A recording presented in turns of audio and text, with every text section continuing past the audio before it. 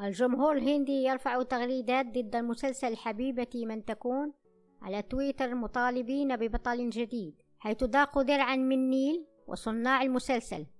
يستحوذ مسلسل حبيبتي من تكون على الكثير من الاهتمام بسبب أحداثه الشيقة والدراما المتميزة، وبطولة إيشا سينغ ونيل بهات. تدور أحداث المسلسل حاليا في الهند حول وفاة سمرات، حيث يخطف الشرير جاكتاب ساي ويحاول سمرات إنقاذها، ولكن بالمقابل يفقد حياته. وهذا التغيير في المسلسل سيخلق المزيد من المشاكل في علاقة سيرات، حيث ستتحول باكهي إلى شخصية سوداوية أكثر ضد ساي.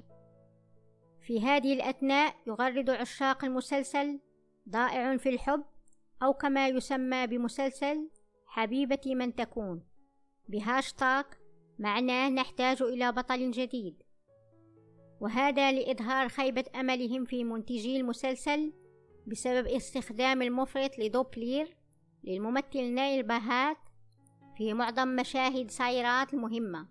للمعلومة، دوبلير هو الشخص الذي ينوب عن الممثل الرئيسي في قيام بمشاهد خطرة، حيث يقوم المخرج العمل باستبدال الممثل بشخص متمرس يمكنه أداء المهام الخطرة بالنيابة عنه. وأيضا يقوم الجمهور بانتقاد السلوك الغير المهني لنيل بهات، قائلين إنه لا يروج للمسلسل أبدا. يقول المعجبون أيضا أن استخدام دوبلير قد دمر جمالية المشاهدة وجعل المسلسل يظهر بشكل سيء، والآن سئموا منه ويريدون الممثل الرئيسي الجديد بجانب البطلة إيشا سينغ بدور ساي. وقد كتب أحد كبار المعجبين: لقد مات حب الجمهور بسايرات موتا بطيئا، وهذه قائمة بأسباب التي جعلت الجمهور يطالب ببطل جديد لمسلسل حبيبتي من تكون مكان الممثل نيل. أولا، لا يوجد ترويج للعرض من طرف البطل الرئيسي. ثانيا، عدم احترام ذكاء الجمهور.